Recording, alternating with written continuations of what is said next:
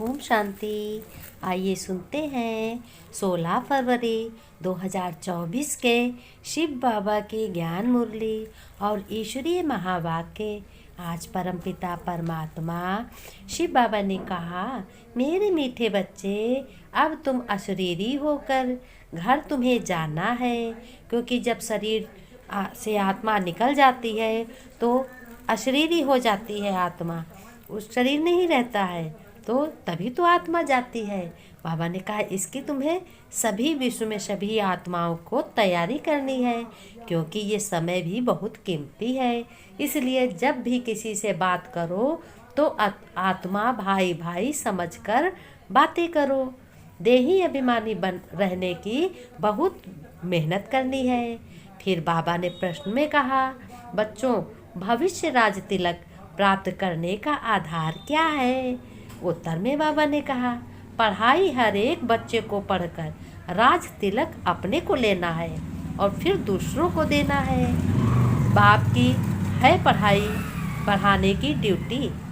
ये फर्क भगवान परमपिता परमात्मा तुम्हारा सदगुरु है, टीचर है, शिक्षक है, माता पिता, बंधु सखा, सब कुछ है। भगवान है, ईश्वर है, सब कुछ है। बाबा ने कहा कि ड्यूटी इसमें आशीर्वाद की बात नहीं है। तुम्हें अपने बाप पर बहुत बहुत निश्चय और भरोसा होना चाहिए। तो उनकी श्रीमत पर तुम चलते चलो, गफलत करने की कोई ज़रूरत नहीं है। अगर बच्चों तुम लोगों ने गफलत की, ज्ञान नहीं सुना और तुम श्रेष्ठ श्रीमत पर नहीं चले, विकारों में जाते रहे, अपने को आत्मा नहीं समझा, अगर मतभेद में आकर तुमने पढ़ाई छोड़ी तो अपना भाग्य गंवा देंगे, यानी श्रेष्ठ भाग्य नहीं बनेगा। इसलिए बाबा कहते हैं, मेरे मीठे बच्चे, अपने ऊपर तो रहम करो कि हमको ऊंचे उठना है, आशीर्वाद नहीं मांगनी है, पढ़ाई पर ध्यान देना है। अगर कोई पढ़ाई मन से ना करे तो कोई क्या उसके दिमाग में डाल सकता है? नहीं। जब उसका मन कहेगा, दिल कहेगा, तभी पढ़ाई करेगा। बाकी तो पढ़ो पढ़ो कहते रहोगे और नहीं पढ़ने वाला वो कभी नहीं पढ़ेगा।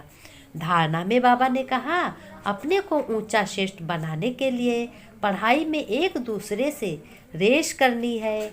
अगर किसी कारण एक पहिया ढीला पड़ जाता है तो अपने को अपने आप राज तिलक देने के लायक बनाना है और तुम्हारे सभी भंडारे भरपूर होंगे। राज तिलक यानी अपने को राज तिलक बनाना, सतयुग में जाने के लिए राजा बनना है। तुम्हें आगे अपना सतयुग में सुख पाना है। जब राज तिलक होगा, राजा बनोगे, तभी तो सुख पाओगे। बाबा ने कहा, इसी तरीके से अपने घर को भी स्वर्ग बनाना है, अपने घर को भी सतयुग बनाना है। घर में सभी को एक दृष्टि से, परमपिता की दृष्टि से और परमपिता की शक्ति से सभी को आत्मा से देखो और आत्मा को देखो तो तुम्हारा श्रेष्ठ भाग्य बनेगा, तुम्हारा घर स्वर्ग बन जाएगा। वरदान में बाबा ने कहा, अपने बाप से शक्ति लेकर हर परिस्थिति को हल करने वाले तुम बच्चे साक्षी दृष्टा भव। फिर विस्तार में बाबा ने बताया आज कि आप बच्चे जानते हो, आदि के बाद अंत तो जरूर होता है और होता ही है और होगा ही।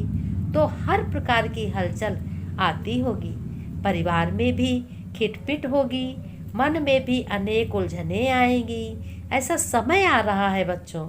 धन भी नीचे ऊपर होगा, लेकिन जो बाप के साथी हैं, सच्चे सच्चे बच्चे हैं, ज्ञान सुनते हैं, उनका जवाबदार उनकी तरफ से बाप देगा। सारी सब जो की भी समस्याएं हैं बाप अपने ऊपर ले लेगा। ऐसे समय पर मन बाप की तरफ होगा तो निर्णय शक्ति से सब पार हो जाएगा। साक्षी दृष्टा हो जाओ कि बाप हमारे साथ है, सर्वशक्तिमान हमारे साथ है, हजार भुजाओं वाला परम पिता परमात्मा शिव पिता हमारे साथ है।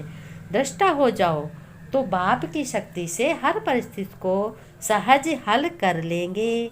फिर बाबा ने स्लोगन में बताया कि अब सब किनारे छोड़कर, यानी सब शरीर के किनारे छोड़कर बाप के साथ साथ रहो और तुम्हें रहना है।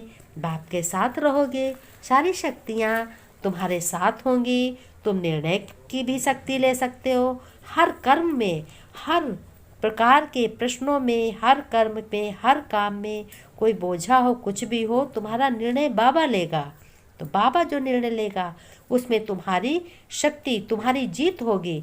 पराजय कभी नहीं हो सकती, हमेशा सफलता पाओगे। घर गृहस्थ में रहते हुए इस ज्ञान की पढ़ाई को, अविनाशी ज्ञान है, तो इसको बहुत ही खुशी खुशी से पढ़ना है, देर नहीं करनी है, फेल नहीं होना है। बाबा ने नमस्ते की। हम रूहानी बच्चों को, रूहानी की पढ़ाई पढ़ने वाले बच्चों को, हिम्मतवान बच्चों को, श्रेष्ठ बच्चों को, राज तिलकधारी बच्चों को याद प्यार नमस्ते, गुड मॉर्निंग। फिर बच्चों ने नमस्ते की। हम रूहानी बच्चों की, रूहानी बाप दादा को याद प्यार नमस्ते नमस्ते। प्यारे बाबा, मीठे बाबा, परम पिता बाबा, शिव पिता बाबा, याद प्यार नमस्ते बाबा, गुड मॉर्निंग बाबा, ओम शांति बाबा। बाबा ऐसे ही हर कल्प में, हर जन्म में मिलते रहो, बड़ा आनंद आता है बाबा।